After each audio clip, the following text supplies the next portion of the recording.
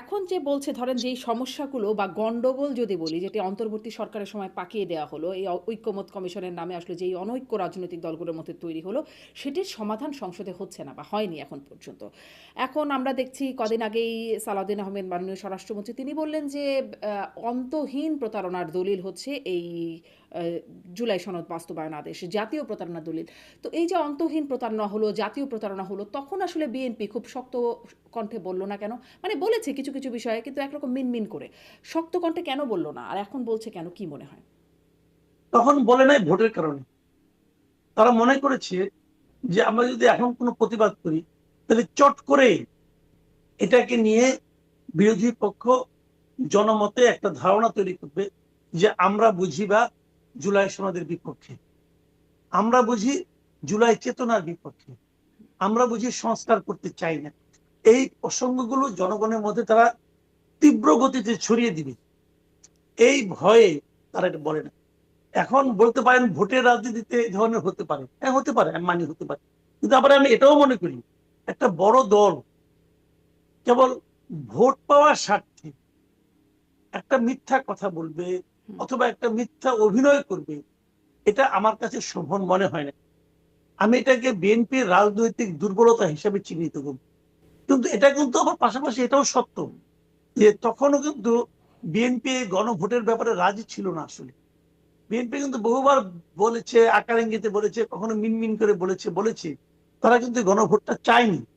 তাদের উপর গণভোটটা বেসিক্যালি চাপিয়ে দেওয়া হচ্ছে এবং তারা গণভোটে হা ভোট দেওয়ার জন্য, যেরকম জামাত এবং এনসিপি প্রতিটা জনসভাতে হা ভোটের কথা বলেছিল, যেভাবে ডক্টর ইউনূস প্রত্যেকবার হা ভোট চেয়েছে, ডক্টর আলী রিয়াজ হা ভোটের পক্ষে ক্যাম্পেইন করেছে এবং প্রশাসনের লোকগুলোকে সম্পূর্ণভাবে আইন লঙ্ঘন করে হা ভোটের পক্ষে ক্যাম্পেইন করতে বাধ্য করেছে এই ডক্টর আলী রিয়াজ, যে লোকটা নিজেকে বিশিষ্ট সংবিধান বিশেষজ্ঞ মনে করে।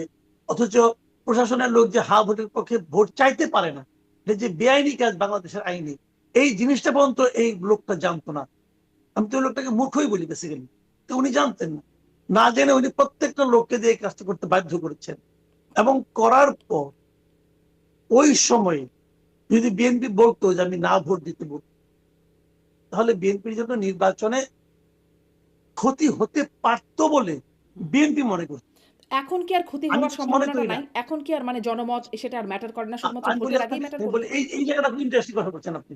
এটা অনেক সময় দেখবেন ওই যে বিয়ের সময় না ছেলে মেয়ে নানা রকম দোষ ত্রুটি থাকে, এগুলো এগুলো ছাপায় রাখে, হুম।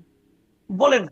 ছেলে হয়তো তোতলা, তো বলে না তোতলা, আমি বরং ছেলেকে বলে দেয় তুমি কোনো কথা বলবো না বিয়ের আসরে বসে। হুম। আচ্ছা, এই যে তার ছাপাইলো, এটা কি 2 দিন পরে প্রকাশ হবে না? হবে তো। তারা কি এটা ভাবে যে 2 দিন পরে প্রকাশিত হলে কি হবে? ভাবে? ভাবে না।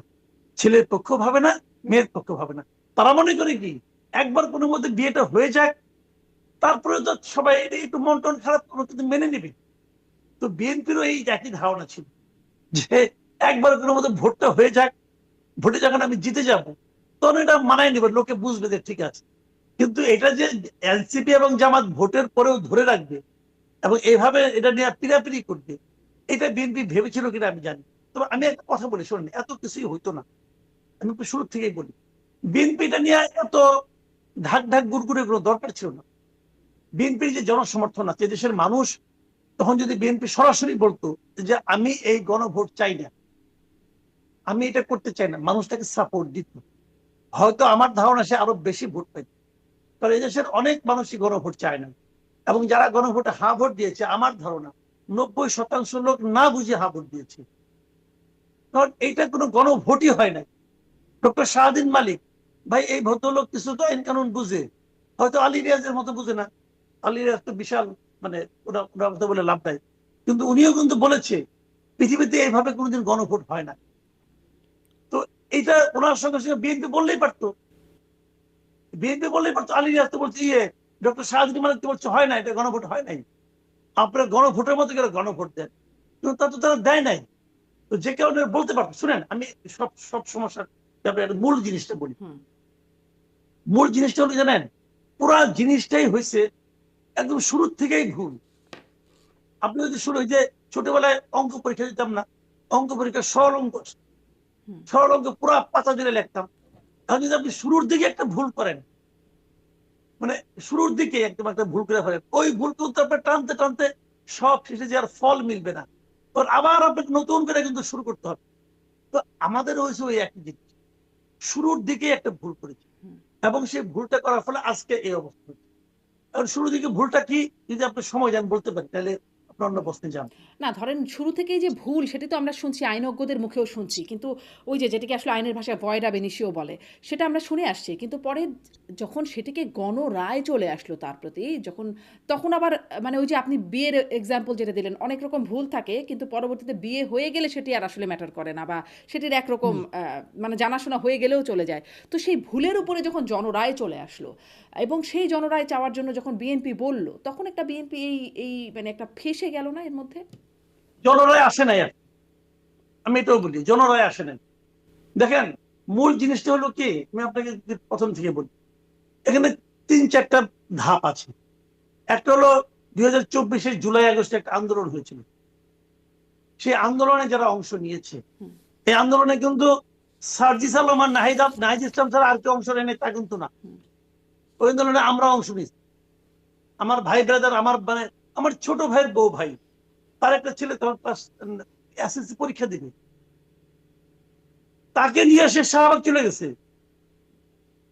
আমার এই ভাইয়ের ছেলেটা, ছোট ভাই, ক্লাস 2 দিন বছর পরীক্ষা, সে চলে গেছে শাহবাগে মায়ের সঙ্গে হাত ধরে দিলাম। তো সার্জিস আলমের থেকে ওর ভূমিকা কোনো অংশ কম নাকি? সার্জিস আলম, নাহিদ ইসলাম এরা তো হারুনে হোটেলে খেয়ে নিয়ে মুচুলে গেছিল যে আমরা আন্দোলন প্রত্যাহার করলাম, যায় নাই? দিছিল। তারা বলে কি না মায়ের তুলে দিচ্ছি। আরে ভাই, মায়ের তুলে টর্চার এগুলি অন্য কোনো পলিটিক্যাল লিডারদেরকে হারুন করে নাই? তারা তো মুচুলে দেয় নাই, ওরা দিল কেন? কিছু পাইছিল নাকি? আমার তো মনে কিছু নগদ প্রাপ্তিও ছিল এখানে। ওরা তো মুচুলেকে দিয়ে আসছিল আন্দোলন প্রত্যাহার করার জন্য। এই পাবলিকের কারণে আন্দোলন প্রত্যাহার হয় নাই। এই আন্দোলনে কোনো নেতা ছিল না, এই আন্দোলনে মানুষ ছিল। নেতা ছিল না বলে এই আন্দোলন থামানো যায় না। কিন্তু আপনি তাহলে এই গণরায় হয় আন্দোলন নাই কেন কিন্তু, বলছেন? আমি বলছি আপনাকে, ওরা ওরা ওরা ওরা পাবলিক আন্দোলনটা করছে। ওই আন্দোলনের সময় এই মানুষের চিন্তায়, ভাবনায়, আকাঙ্ক্ষায় যে বিষয়টা ছিল, তার সঙ্গে পরবর্তী সময়ে আন্দোলনের সিপাহসালা হিসেবে নিজেদেরকে দাবি করা ব্যক্তিরা যে চেতনা এবং সংস্কার প্রত্যাশার কথা বলেছে, তার সঙ্গে কোনো মিল নাই। ওরা তখন সংস্কার নিয়ে ভাবেই নাই আন্দোলনের সময়। তাদের একটাই চিন্তা ছিল হাসিনাকে নামাতে হবে। হাসিনা নেমে যাওয়ার পর এরা আবিষ্কার করছে একটা সংস্কার করতে হবে।